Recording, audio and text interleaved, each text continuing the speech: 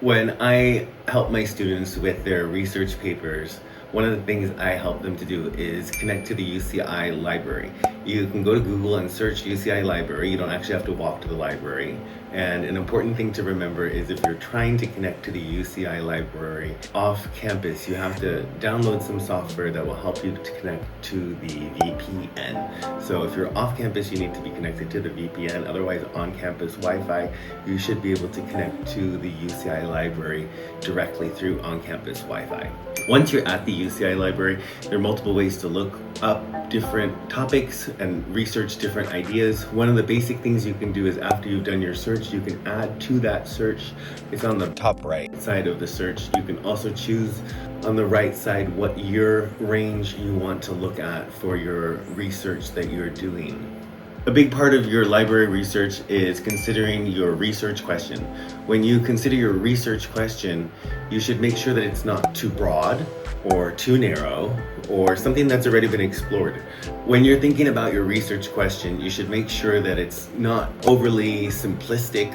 One way to avoid keeping your research question too broad or too open-ended would be to avoid yes/no questions. A research question that's a yes/no research question can be answered in just one word and doesn't make for a good paper. A good research question is going to contribute to academic discourse, which means it's hopefully answering a new question, something that hasn't already been answered. Something that is a topic that is relevant to you or other people that people would want to read the paper about, because your research question should guide your research in the library research that you are doing.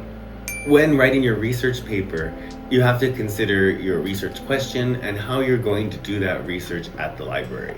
So library research involves you going online, looking at the UCI library online, and using your research question to help you decide what information you're going to look for and how you're going to limit that information.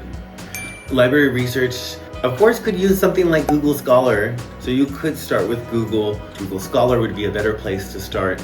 Some students might use Wikipedia. It's not the best place to do your research. It might be a place to start your research. And you could look at perhaps, say, the works cited or the references in a Wikipedia page and then go to those articles. But a better place for you to do your research for your research paper is using the UCI library resources. And the reason is because you pay to be a student and you have access to resources other people don't. Anybody can Google something.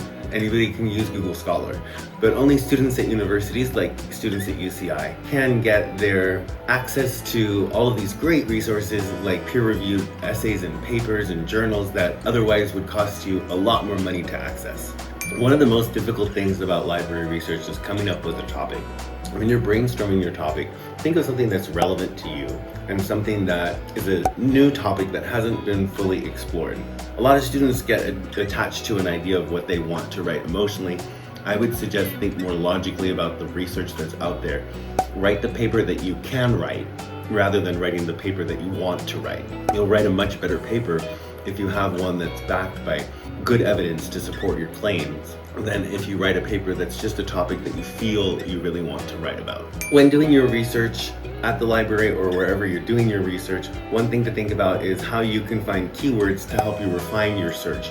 If you're doing, say, a paper about preventative care, and you go to the UCI library and you type in preventative care, you may notice that a keyword come up or a synonym for preventative care like prophylaxis. And then you see this word like prophylaxis, and you can add that to another keyword among adolescents. So instead of saying preventative care for teenagers, you could use the phrase prophylaxis for adolescents, and that would yield different results.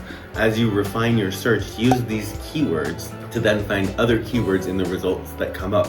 And you should be able to access new research and new ideas that you haven't already encountered just by using synonyms or keywords when you do your library research.